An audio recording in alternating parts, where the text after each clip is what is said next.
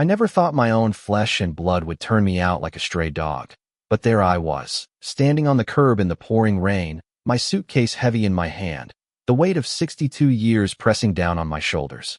My daughter, Emily, stood in the doorway of the house I'd paid for, her arms crossed, her eyes cold as the November storm soaking through my coat. "You're a burden, Mom," she'd said, her voice sharp enough to cut glass. "We can't keep supporting you. You've got nothing left. Nothing left." The words echoed in my skull, each syllable a fresh wound. She thought I was broke, a washed-up widow leeching off her and her husband, Tom. She didn't know the truth. She didn't know I'd been hiding a fortune for years, waiting for the right moment to reveal it. But that moment never came, and now here I was, cast out like yesterday's trash. It started 3 years ago, after my husband, David, died. Cancer took him fast, leaving me with a gaping hole in my chest and a secret he'd entrusted to me on his deathbed. "Don't tell Emily about the money," he'd whispered, his voice frail but insistent. "Not until she's ready. She's too impulsive, too greedy." I didn't understand then, but I promised. David had always been the planner, the one who saw through people's facades. He'd built a fortune through quiet investment stocks, real estate, a few offshore accounts none of which Emily knew about. She thought we were comfortable but modest, living off his pension and my part-time bookkeeping job. After he passed, I kept up the charade, wearing the same faded dresses, driving the same rusty Honda, letting her believe we'd scraped by. I thought it was what David wanted. I thought I was protecting her. Emily was my only child, my pride, my everything. When she was little, she'd crawl into my lap, her tiny hands tugging at my necklace, begging for stories. I'd tell her about the stars, about love, about family being the one thing that never breaks. But somewhere along the way, she changed. Maybe it was Tom, her husband, with his slick smile and his endless talk of making it big. Maybe it was the pressure of their mounting debts, credit cards, a second mortgage, a business venture that tanked. Or maybe it was me, clinging too tightly to a promise I didn't fully understand. Whatever it was, the girl who once looked at me like I hung the moon now saw me as a burden, a drain on her perfect life. The day she kicked me out wasn't sudden. It had been brewing for months. I'd been living with them since David's death, helping with their kids, cooking dinners, folding laundry. I thought I was contributing, easing their load. But Emily saw it differently. "You're always here, Mom," she'd snap. "We need space. We need to move forward." Forward. As if I was holding them back. Tom was worse. He'd drop hints about my situation, asking how much was left in my savings, suggesting I sell my old jewelry.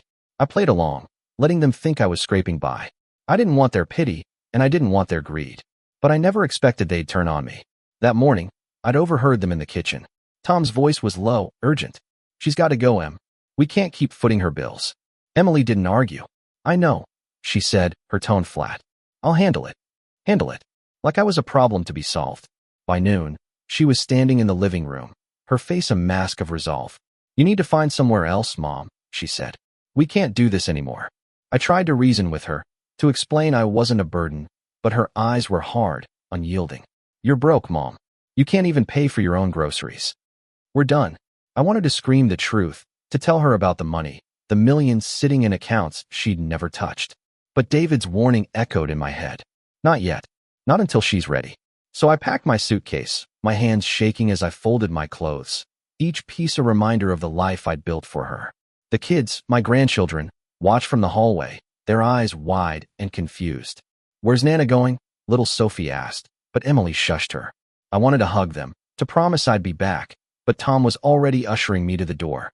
The rain started as I stepped outside, cold and relentless, soaking through my thin coat.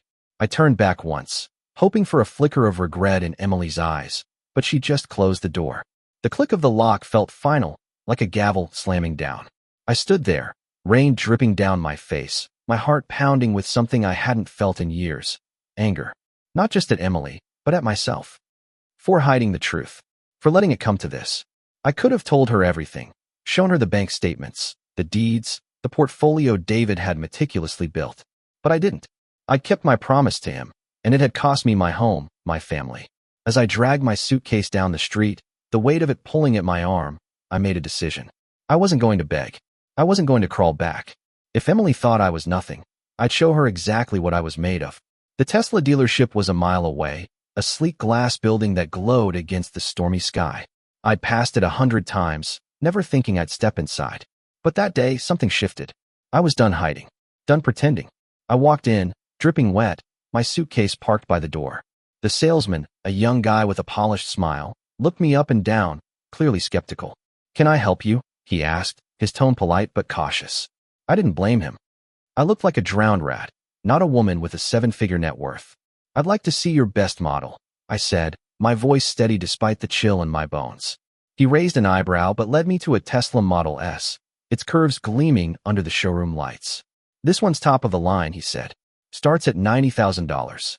I didn't flinch. "I'll take it. Cash." His jaw dropped, but he recovered quickly, scrambling to pull up the paperwork. I handed over my card, not the debit card Emily knew about, the one with a $200 balance, but the black Amex tied to an account she'd never seen. The transaction went through in minutes, the numbers on the screen a quiet rebellion against every assumption she'd made about me. As I signed the papers, I felt a spark of something new. Not just anger, but purpose. I wasn't just buying a car. I was reclaiming my life. I drove the Tesla straight to Emily's street, the rain still falling, the wipers slicing through the downpour. I parked across from the house, the engine silent, the car a stark contrast to the muddy Honda I'd driven for years. I didn't get out. I didn't need to. I just sat there, watching the house, knowing Emily would see me, knowing she'd wonder. This wasn't about revenge, not really. It was about truth, about showing her who I was, who I'd always been. And as the rain drummed against the roof, I felt the first stirrings of a plan not to destroy her, but to make her understand, to make her see what she'd thrown away. The rain hadn't let up by the time I pulled away from Emily's street, the Tesla's tires whispering against the wet asphalt. My hands gripped the wheel, not out of fear but from the adrenaline coursing through me, a mix of defiance and grief. I'd spent years building a life for my daughter, sacrificing my own dreams to give her stability, and now she discarded me without a second thought. The Tesla was more than a car. It was a statement, a line drawn in the sand. But as I drove through the storm, the weight of what came next settled over me. This wasn't the end of our story. It was only the beginning. I checked into a hotel that night, a quiet place on the edge of town with clean sheets and a view of the highway. My suitcase sat unopened by the bed, a reminder of my sudden exile. I could have gone to one of the properties David had left me, a condo downtown, a cabin in the mountains, but I needed time to think, to plan. I lay awake, staring at the ceiling, replaying Emily's words. "You're broke, Mom." The accusation stung, not because it was true, but because it revealed how little she knew me, how little she trusted me. I'd hidden the truth to protect her, but maybe David was wrong. Maybe shielding her had only fed her resentment. The next morning, I woke to a text from Emily. "Where are you? The kids are asking." No apology, no concern, just a demand for answers. I stared at the screen, my thumb hovering over the keyboard. I could have told her I was fine, that I didn't need her pity. Instead, I typed, "I'm managing. Don't worry." I hit send and turned off my phone. Let her wonder. Let her stew. I wasn't ready to face her, not yet. There was too much to do, too much to unravel. I spent the day at a coffee shop, my laptop open, diving into the accounts David had left me. I hadn't touched them in years, letting them grow quietly under the management of a discreet financial advisor. The numbers were staggering: $4.2 million in liquid assets, plus properties and investments. David had been meticulous, building a safety net for us, for Emily, for the future. But he'd also been clear. Emily wasn't to know until she'd proven herself. "She's not ready," he'd said. "She'll burn through it, or Tom will." I'd trusted his judgment, but now I wondered if I'd been wrong to keep it from her. Maybe if I'd been honest, she wouldn't have seen me as a burden. Maybe she wouldn't have shut me out. By noon, I'd made a decision. I wasn't going to live in the shadows anymore. I called my advisor, Margaret, a no-nonsense woman who'd handled David's accounts for decades. "I want to start using the money," I told her. "No more hiding." She didn't ask questions, just walked me through the steps to access the funds, transfer accounts, and liquidate some assets. I felt a strange thrill, like I was waking up after a long sleep. For years, I'd lived like I was scraping by, clipping coupons, buying secondhand clothes, all to keep up the illusion. Now, I was done pretending. I spent the afternoon shopping not for clothes or jewelry, but for a new life. I leased a sleek apartment downtown, all glass and steel, with a view of the river. I hired a lawyer to review my estate, making sure everything was in order, and I started planning something bigger, something that would shake Emily to her core. not out of spite, but because she needed to understand. She needed to see what she'd thrown away, not just in me, but in the values I tried to teach her. Loyalty, sacrifice, family. That evening, I drove the Tesla back to Emily's neighborhood, not to confront her, but to pick up a few things I'd left behind: photo albums, David's old watch, keepsakes she'd probably tossed into a box. I parked a block away, not wanting to draw attention, and walked to the house. The rain had stopped, leaving the air heavy with the scent of wet earth. As I approached, I saw Tom's car in the driveway, next to Emily's minivan. The lights were on, and I could hear voices through the open window. I paused, hidden by the shadow of a tree, and listened. "She's gone, Tom," Emily was saying, her voice tight. "What if she's on the street? The kids keep asking about her." Tom laughed, a sharp, ugly sound. "She's probably at some shelter, Em. Let her figure it out. We did her a favor, cutting her loose." My stomach twisted. A favor? I wanted to storm in, to scream that I wasn't the one who needed saving. But I held back. This wasn't the moment. Not yet. I slipped around to the garage, where I knew Emily kept extra boxes. The side door was unlocked, and I found my things piled carelessly in a corner: photo albums, my old recipe book, a scarf David had given me. I gathered what I could carry, my hands trembling with a mix of anger and sorrow. As I turned to leave, I heard footsteps. Emily stood in the doorway, her face pale in the dim light. "Mom?" she said, her voice uncertain. I froze, clutching the albums to my chest. For a moment, neither of us spoke. Then she said, "What are you doing here?" "I came for my things," I said, my voice steady despite the storm inside me. "I didn't want to bother you." Her eyes flicked to the albums, then back to me. "Where are you staying?" she asked, and I heard a flicker of guilt in her tone. I could have told her about the apartment, the money, the Tesla parked a block away. But I didn't. "Somewhere safe," I said. "Don't worry about me." I brushed past her, heading for the door, but she grabbed my arm. "Mom, wait." I didn't mean. I pulled away, meeting her eyes. "You meant it, Emily. You made that clear." I walked out, leaving her standing there, her mouth open, no words coming out. Back in the Tesla, I sat for a long time, the albums on the passenger seat, their weight heavier than the suitcase had been. I thought about David, about his warning, about the promise I'd kept. I thought about Emily, about the girl she'd been and the woman she'd become. And I thought about what came next. I wasn't going to let her guilt pull me back. I wasn't going to forgive her just because she'd had a moment of doubt. She needed to learn, to face the consequences of her choices. And I was going to make sure she did. The days that followed were a blur of action, each step a brick in the foundation of my new life. I moved into the downtown apartment, its wide windows letting in light that felt like a fresh start. The space was sparse but elegant, with hardwood floors and a kitchen that gleamed with stainless steel. I didn't need much, just a bed, a table, and a place to think. Every morning, I woke to the hum of the city below, a reminder that I was no longer invisible. I was no longer the broke widow Emily had cast aside. But with every step forward, the ache in my chest grew sharper. I missed my grandchildren, Sophie and Max, their laughter, their small hands in mine. I missed the idea of family, the one I'd spent my life building, only to watch it crumble. I didn't hear from Emily for a week, and I didn't reach out. I was too busy reshaping my world. I met with Margaret again, this time to discuss investments. "You've got options," she said, her glasses perched on her nose as she scrolled through spreadsheets. "Real estate's hot right now. You could buy a few properties, rent them out, or flip them." I nodded, but my mind was elsewhere.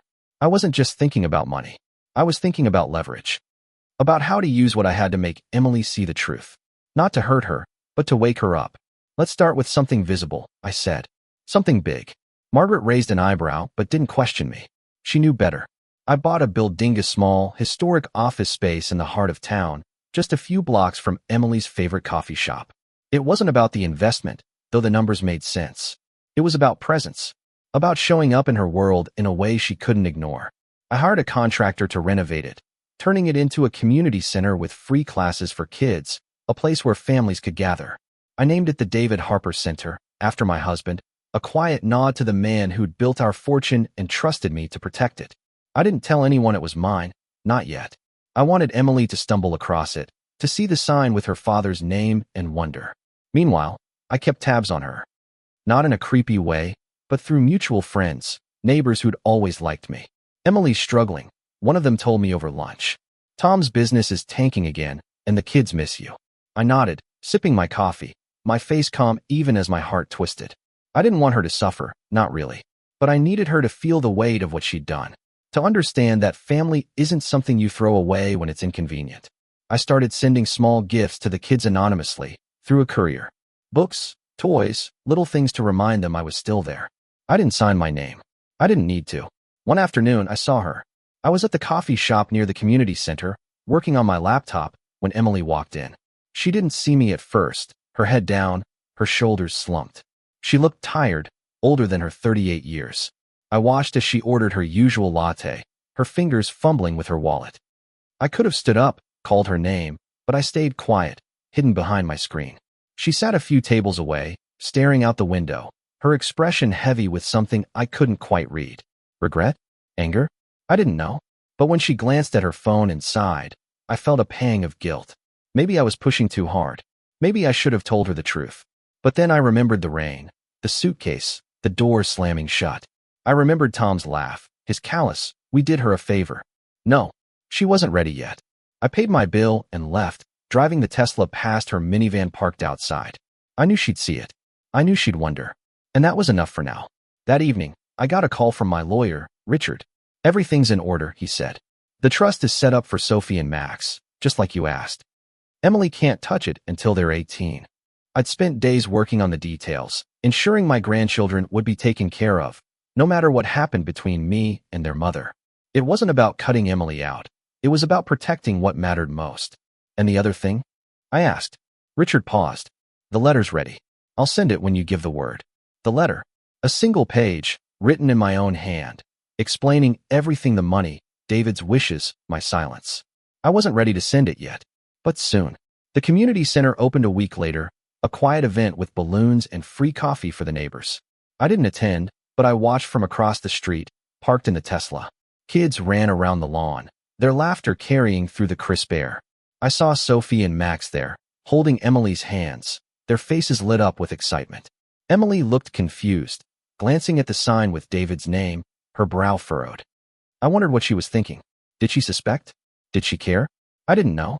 But as I watched her guide the kids inside, I felt a flicker of hope. Maybe this was the start of something. Maybe she'd see what I was trying to build, not just for myself, but for all of us. That night, I sat in my apartment, the city lights stretching out below me. I held David's watch, its familiar weight grounding me. I thought about the years we'd spent together, the promises we'd made. I thought about Emily, about the girl she'd been and the woman she could still become. And I thought about redemption, not just for her, but for me. I'd hidden too long, kept too many secrets. It was time to step into the light, time to show her who I was. Not with anger, but with truth. And maybe, just maybe, we could find our way back to each other. The community center became my quiet rebellion, a beacon of everything Emily had forgotten about family. I poured myself into it, working behind the scenes, funding art classes, tutoring programs, even a small library stocked with books Sophie and Max loved. I didn't visit often. I didn't want to risk running into Emily, but I'd drive by at dusk, watching parents and kids spill out of the building, their faces bright with purpose. It felt good, like I was honoring David's memory in a way that mattered. But every time I saw the sign with his name, I felt a pang. This wasn't just about him. It was about proving something to myself, to Emily, to the world that had written me off as a broke old woman. Emily started asking questions. I heard it through the grapevine: friends who'd seen her at the center, neighbors who'd noticed her lingering by the sign. She's curious, one of them told me. Keeps asking who funded it. Nobody knows it's you. Good. Let her wonder. Let her dig. I wanted her to piece it together, to realize she'd misjudged me. Not because I craved her apology, but because I needed her to see the truth before we could move forward. I wasn't ready to forgive her, not yet, but I was starting to see a path, a way to rebuild what we'd lost. One afternoon, I got a call from Sophie's school. She'd been sent to the nurse's office, a fever spiking out of nowhere. We tried reaching her parents, the secretary said, but they're not answering. You're listed as an emergency contact. My heart lurched. I hadn't seen Sophie since the night Emily kicked me out, hadn't held her in weeks. I'm on my way, I said, grabbing my keys. The Tesla hummed to life, and I drove faster than I should have, the city blurring past me. When I arrived, Sophie was curled up on a cot, her cheeks flushed, her eyes glassy. Nana, she whispered when she saw me, and I nearly broke. I scooped her up, promising the nurse I'd take her to the doctor. The pediatrician's office was crowded, but I didn't care. I sat with Sophie in my lap, her small body warm against mine, and read her a story from a worn picture book in the waiting room. She giggled weakly, her fever making her drowsy, but her hand stayed tight in mine. For the first time in weeks, I felt like myself again, not the angry, exiled mother, but Nana, the one who kissed scraped knees and made everything better. The doctor prescribed antibiotics and rest, and I drove Sophie to my apartment, tucking her into my bed with a glass of water and her favorite stuffed bear, one I'd kept from her visits to my old house. I texted Emily from the school's phone, keeping it brief. Sophie's sick. I've got her. She's at my place. I included the address, knowing it would shock her. She thought I was homeless, or at best crashing in some rundown motel. Let her see the truth. An hour later, she showed up, her face a mix of worry and confusion as she stepped into the apartment. "Mom," she said, taking in the sleek furniture, the view, the Tesla keys on the counter. "What is this place?" I didn't answer right away. I led her to the bedroom, where Sophie was sleeping, her fever breaking. "She's fine," I said. "Just needs rest." Emily's eyes darted around, landing on the keys, the art on the walls, the life I'd built without her. "How are you affording this?" she asked, her voice sharp but unsteady. I could have told her everything then, spilled the truth about the money, the secrets, David's plan. But I didn't. "I've always managed," I said, my tone calm but firm. "You just never noticed." She flinched, and for a moment, I saw the girl she used to be, the one who'd cry when I left for work, begging me to stay. But that girl was gone, replaced by a woman who'd chosen her pride over her mother. She didn't stay long. She thanked me for taking care of Sophie, her voice tight, and promised to pick her up in the morning. As she left, I saw her glance at the Tesla parked below, its sleek lines unmistakable even in the dark. I didn't say anything. I didn't need to. She was starting to see, starting to question, and that was enough for now. The next day, I drove Sophie home, her small hand in mine as we walked to the door. Emily was waiting, her face softer than before, but still guarded. "Thanks, Mom," she said, and I nodded, handing over Sophie's bag. Max ran out, throwing his arms around me, and I held him tight, my heart aching. "When are you coming back, Nana?" he asked, and I saw Emily's jaw tighten. "Soon," I said, kissing his forehead. I didn't look at Emily as I walked away. I didn't need to. I could feel her eyes on me, on the Tesla, on the life she didn't understand. That night, I sat down with David's watch in my hand, turning it over, feeling its familiar weight. I thought about the community center, the trust for the kids, the letter waiting to be sent. I was building something, not just for myself, but for them. For Emily, too, if she'd let me. I wasn't sure if she was ready, if she'd ever be ready. But I was done waiting. The next step was hers, and I'd be ready when she took it. The weeks that followed were a delicate dance, a balance between staying close enough to be seen and far enough to keep my distance. I didn't want to push Emily too hard, but I wasn't going to disappear either. The community center was thriving, its classes packed with kids painting murals, learning math, reading stories. I'd stop by occasionally, always in the evening when I knew Emily wouldn't be there. I'd watch from the sidelines, my heart swelling at the sight of Sophie and Max among the other kids, their laughter a reminder of what I was fighting for. But every smile was tinged with pain. They were here, but I wasn't part of their world anymore. Not the way I used to be. Emily started texting me, short messages at first, always about the kids. "Sophie's asking for you. Max drew a picture of you at school." I'd respond politely, offering to see them, but she never invited me over. It was like she was testing me, waiting for me to crack, to beg for her forgiveness. I didn't. I'd learned long ago that begging only made you smaller, and I was done shrinking myself to fit her expectations. Instead, I kept building me life, my legacy, my truth. The Tesla was just the start. The community center was next. And there was more to come. One morning, I got a call from Richard, my lawyer. "There's a problem," he said, his voice tight. "Tom's been sniffing around, asking questions about the community center. He's got a friend at the city clerk's office, pulled some records. He knows you're behind it." My stomach dropped. Tom. Of course. He'd always been the one pushing Emily, feeding her doubts, turning her against me. "What does he want?" I asked. Richard hesitated. "He's claiming you owe them money. Says you lived in their house for free, racked up expenses. He's threatening to sue." I laughed, a sharp, bitter sound. "Sue me?" The man who couldn't keep his business afloat thought he could take me on. "Let him try," I said. "Send him the letter." The letter was my ace, the one I'd been holding close. It wasn't just an explanation of the money or David's wishes. It was a reckoning, a detailed account of every sacrifice I'd made, every truth I'd hidden to protect Emily. It laid out the fortune David had left, the trust for the kids, the reasons I'd kept silent. It wasn't cruel, but it was honest, and I knew it would hit her like a slap. I'd told Richard to hold it until the moment was right, and now, with Tom circling like a vulture, it was time. I didn't expect Emily to show up at my apartment that evening, but there she was, pounding on the door, her face red with fury. "What the hell is this?" she demanded, waving a copy of the letter. Richard must have sent it to her lawyer, who'd passed it along. I stepped aside, letting her in, my heart pounding but my face calm. "It's the truth," I said, closing the door behind her. "Everything you didn't know." She paced the living room, her hands shaking as she clutched the paper. "You've been lying to me," she said, her voice breaking. "All this time, you had millions, and you let me think you were broke? You let me humiliate myself." I took a deep breath, steadying myself. "I didn't lie, Emily. I protected you. Your father didn't trust you with the money, and I honored his wishes. I thought you'd understand someday." Her eyes flashed with anger, but there was something else there too, hurt, raw and deep. "You let me kick you out," she said, her voice dropping to a whisper. "You let me think you were nothing." I nodded, meeting her gaze. "You did that all on your own." For a moment, neither of us spoke. The city hummed outside, oblivious to the storm in my living room. Then she sank onto the couch, the letter falling to her lap. "Why didn't you tell me?" she asked, her voice small. "Why didn't you fight back?" I sat across from her, my hands folded. "Because I wanted you to see me for who I am, not what I have. But you didn't. You saw a burden, and you pushed me away." She flinched, tears welling in her eyes, but I didn't stop. "I'm not here to punish you, Emily. I'm here to show you there's a way back. But you have to want it." She left without saying much, the letter crumpled in her hand. I didn't know if she'd read it again, if she'd let it sink in. But I'd planted a seed, and that was enough for now. I went to bed that night feeling lighter, like I'd finally shed the weight of my secrets. But I wasn't naive.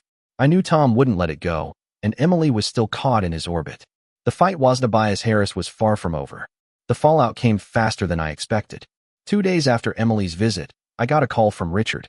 "Tom's lawyer sent a demand letter," he said. "They're asking for $50,000 for unpaid expenses from your time living with them." I laughed, the sound harsh in the quiet of my apartment. "He's desperate," I said. "What's the next step?" Richard's voice was calm, professional. "We counter. I've got everything ready, bank statements, proof of your contributions to the household. They don't have a case. But it's going to get messy." Messy. I could handle messy.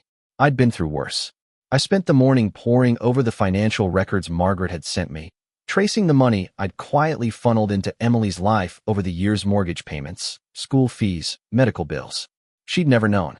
She'd thought it was all Tom's doing, or luck, or her own hustle. The truth was, David and I had been her safety net, and she'd cut it out from under herself. I didn't feel vindictive, not exactly.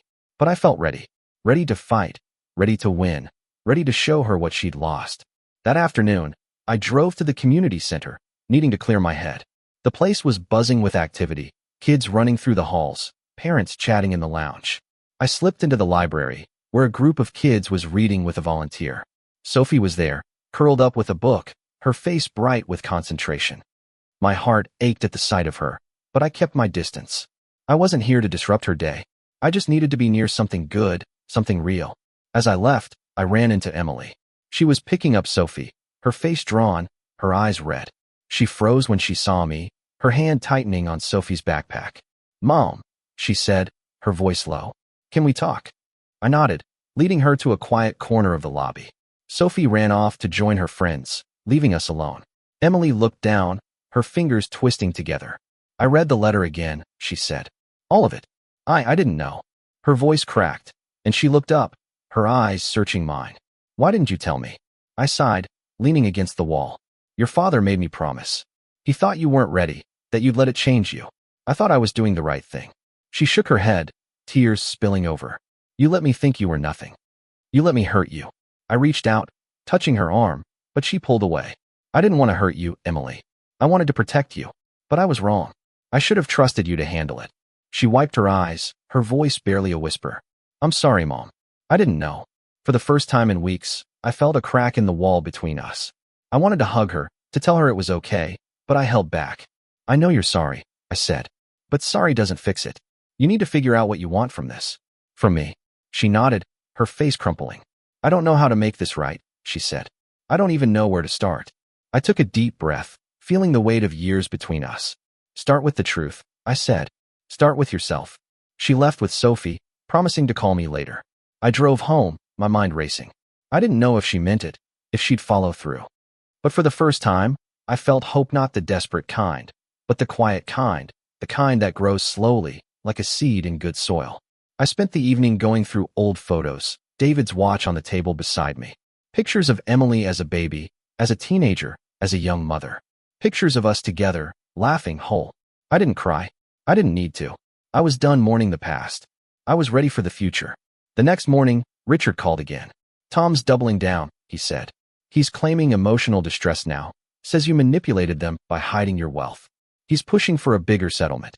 I rolled my eyes, pacing my apartment. Let him push, I said. I've got everything I need to bury him. Richard chuckled. I know. I'm drafting the response now. We'll hit him with the facts, your contributions, your assets, the trust. He'll back off when he sees the numbers. I nodded, feeling a surge of determination. Tom thought he could bully me. He was about to learn who he was dealing with. That afternoon, I met Margaret for lunch. You're playing a dangerous game, she said, slicing into her salad. Tom's not the type to give up easily. I shrugged, sipping my tea. Neither am I. She smiled, a rare crack in her stoic facade. You're different now, she said. Stronger. I didn't respond, but I felt it.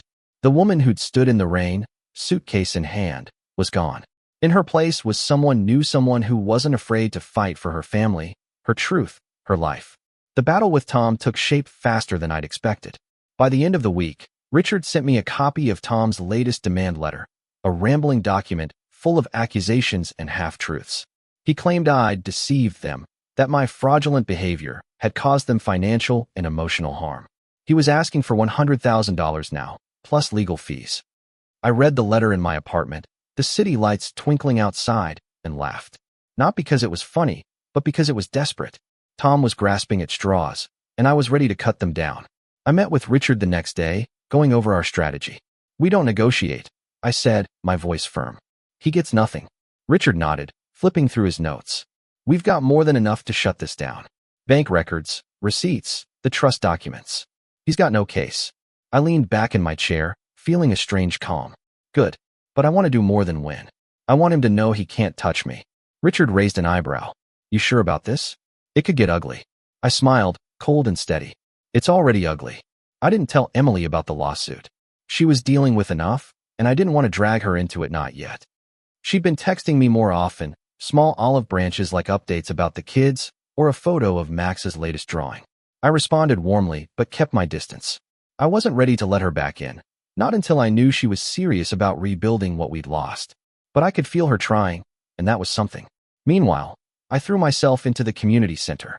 I started attending events, mingling with parents and volunteers, always under a low profile. I didn't want anyone to know I was the benefactor, not yet. But I loved being there, watching the kids learn, seeing the community come together. It felt like a piece of David's legacy, alive and growing. One evening, I ran into Sophie's teacher, who thanked me for the new art supplies. They're a game changer, she said. Whoever's funding this place is a saint. I smiled, brushing it off. Just someone who cares, I said. She didn't know the half of it. The lawsuit came to a head a week later. Richard called me to his office, where a mediator had been brought in to handle negotiations. Tom was there, looking smug in a cheap suit, his lawyer whispering in his ear. Emily wasn't with him, which didn't surprise me. She'd texted me that morning, saying she didn't know about the meeting. Tom's being weird, she'd written. I'm sorry. I didn't respond. I was too focused on what was coming. The mediator laid out the ground rules, but I barely listened. I watched Tom, his eyes darting around the room, his confidence a thin veneer. Richard presented our case bank statements, showing my payments to their household, proof of my assets, a detailed timeline of my contributions. Tom's lawyer tried to argue, but his claims fell apart under scrutiny. My client was misled, he said, pointing at me. She hid her wealth to manipulate my client's family. I leaned forward, my voice calm but sharp. Your client kicked me out of his house, thinking I was broke. He's only here because he found out I'm not. The room went quiet. Tom's face turned red, and his lawyer scrambled to respond, but the mediator cut them off. This is going nowhere, she said. I'm recommending dismissal. As we left the office, Tom grabbed my arm. This isn't over, he hissed. I pulled free, meeting his eyes. Yes, it is. You're done. I walked away, my heart pounding but my head high. Richard caught up with me in the parking lot. You handled that like a pro, he said. I shrugged, climbing into the Tesla. I've had practice. That night, Emily called. I heard what happened, she said, her voice shaky. Tom didn't tell me he was meeting with you. I'm so sorry, Mom. I closed my eyes, leaning against the window. It's not your fault, I said. But you need to decide who you're standing with. She was quiet for a long time. I know, she said finally. I'm trying. I believed her, but trying wasn't enough. Not yet. I spent the next few days at the community center, helping with a holiday event. The kids were decorating ornaments, their laughter filling the air. Sophie ran up to me, holding a glittery star. Look, Nana, she said, her eyes bright. I hugged her, feeling a warmth I hadn't felt in months. Max joined us, showing me his snowflake, and for a moment, everything felt right. Emily arrived to pick them up, lingering by the door. Can we talk soon? She asked. I nodded. Soon, I said. As I watched them leave, I felt a shift inside me. Not forgiveness, not yet, but hope. Real hope. The lawsuit collapsed as quickly as it had begun. Richard called me the next morning, his voice smug. Tom's lawyer withdrew the case. They didn't have a leg to stand on. I leaned back in my chair, staring out at the city skyline. Good, I said. What's next? Richard chuckled. Nothing. You're free and clear. But I keep an eye on Tom. He's not the type to let go. I nodded, my mind already moving to the next step. Tom was a problem, but he wasn't my focus. Emily was. She showed up at my apartment unannounced that evening, her face pale, her hands clutching a manila envelope. I found this in Tom's office, she said, handing it to me. Inside were bank statements, Tom's, not mine, showing a string of bad investments, overdrawn accounts, and a looming foreclosure notice on their house. He's been lying to me, she said, her voice trembling. He said we were fine, that you were the problem. But he's the one who's broke. I set the envelope down, my heart heavy. I'm sorry, Emily, I said. I didn't want this for you. She sank onto the couch, tears streaming down her face. I was so wrong, Mom. About everything. I let him convince me you were a burden. I let him push you out. I sat beside her, my hand resting on hers. You made a mistake, I said. We all do. But you're here now. She looked at me, her eyes searching. Can you forgive me? I took a deep breath, feeling the weight of her question. I'm working on it, I said. But it's going to take time. We talked for hours, the city lights fading into dawn. She told me about Tom's schemes, his promises of quick riches, his lies about their finances. She told me how he'd turned her against me, feeding her doubts, making her believe I was holding them back. I listened, my heart breaking for her, for the years we'd lost. I want to fix this, she said finally. I want us to be a family again. I nodded, squeezing her hand. Then we start here, I said. No more secrets. The next day, I called Margaret and Richard, setting up a meeting to discuss the trust. I wanted Emily to know everything, every dollar, every property, every decision David and I had made. I wanted her to understand the weight of it, the responsibility. Are you sure? Margaret asked, her voice skeptical. She's not ready. I shook my head. She's ready to try? That's enough for now. Richard agreed to prepare the documents, and I spent the day planning our next steps. The community center, the trust, the future, it was all for them. For Emily, Sophie, Max. For family. That evening, I drove to Emily's house, the Tesla humming softly. She was waiting on the porch, alone. Tom's gone, she said, her voice steady. I told him to leave. I raised an eyebrow, surprised. For good. She nodded. I can't trust him anymore. Not after everything. I stepped forward, pulling her into a hug. She clung to me, her body shaking with sobs. I'm so sorry, Mom, she whispered. I held her tight, my own tears falling. I know, I said. We'll figure it out. We sat on the porch, watching the sunset, the air cool and quiet. For the first time in months, I felt whole. Not perfect, not healed, but whole. Emily leaned against me, her hand in mine. I saw the Tesla, she said, a small smile breaking through. It's pretty cool. I laughed, the sound light and free. Yeah, I said. It is. As the stars came out, I felt David's presence, his watch heavy in my pocket. He'd been right about a lot of things, but he'd been wrong about one. Emily was ready. And so was I. Rebuilding with Emily was slow, like learning to walk again after a long injury. We started with small steps, dinners at my apartment, playdates with the kids, long talks over coffee. She was different now, humbler, more open. But the scars were still there, on both of us. Trust takes time, and we were both learning how to earn it back. I didn't push her, didn't demand apologies or promises. I just showed up, every time she asked, every time she needed me. And she did the same. The community center became our common ground. Emily started volunteering there, teaching art classes, helping with events. She didn't know it was mine at first, but when I finally told her, her jaw dropped. "You did this?" she asked, staring at the sign with David's name. I nodded, my throat tight. "For Dad. For you. For the kids." She hugged me, her tears soaking my shoulder. "I don't deserve you," she said. I pulled back, meeting her eyes. "Yes, you do. We're family." Tom didn't go quietly. He called Emily, begging for another chance, promising to change. She didn't budge. "I'm done," she told me, her voice firm. "I'm filing for divorce." I didn't say much, just held her hand as she cried.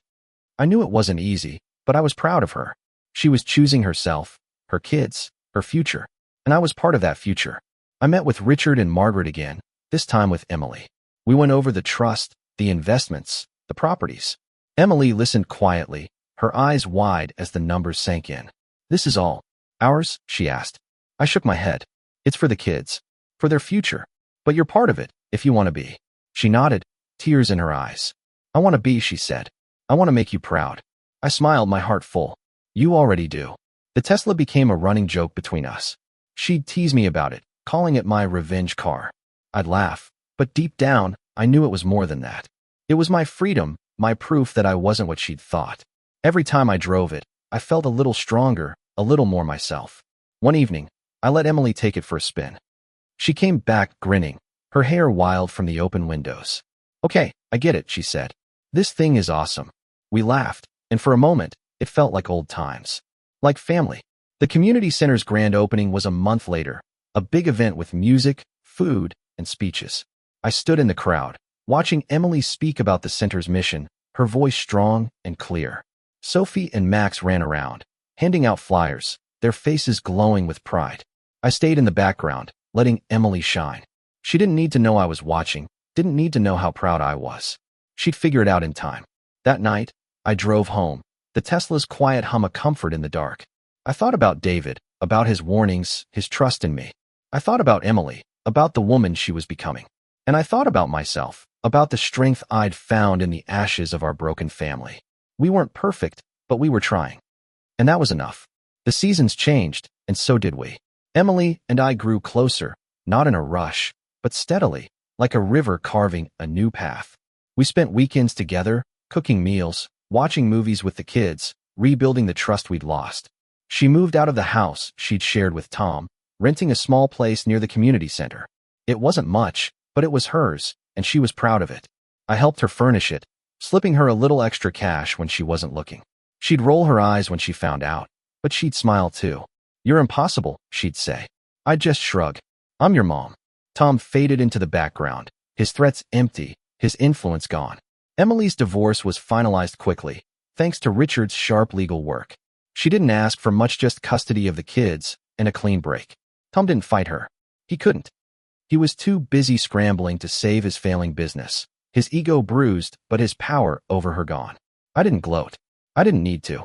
Justice had been served, not by me, but by Emily's own strength. The community center became the heart of our family. Sophie and Max spent their afternoons there, painting, reading, making friends. Emily took on a bigger role, running programs, organizing fundraisers. She didn't know I was watching, but I saw the way she lit up, the way she poured herself into it. One day, she pulled me aside, her eyes bright. "I want to do this for real," she said. "I want to run the center someday." I smiled, my heart swelling. "It's yours when you're ready," I said. She didn't know it was already hers, in a way. I'd written it into the trust, a legacy for her and the kids. The Tesla was still my pride and joy, a symbol of everything I'd reclaimed. I'd catch Emily staring at it sometimes, a mix of awe and amusement in her eyes. "You're such a badass, Mom," she said once, laughing. I laughed too, feeling lighter than I had in years. The car wasn't just about money. It was about freedom, about standing tall when the world tried to knock you down. Every time I drove it, I felt David's presence, his quiet approval. I kept my promise to him, but I'd also found my own way. One evening, Emily and the kids came over for dinner. We cooked together, laughing over spilled sauce and burnt bread. After the kids went to bed, Emily and I sat on the balcony, sipping wine, watching the city lights. I'm proud of you, I said, breaking the silence. She looked at me, surprised. Me? You're the one who did all this. I shook my head. You're stronger than you know. You faced your mistakes, and you're building something new. That's not easy. She smiled, tears in her eyes. I learned from the best. As we hugged, I felt the last of the walls between us crumble. We weren't perfect, but we were family. And family fights, falls, and gets back up.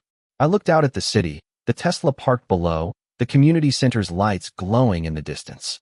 This was my legacy, not the money, not the car, but the love we'd rebuilt, the future we'd created. David would have been proud. And for the first time in years, so was I.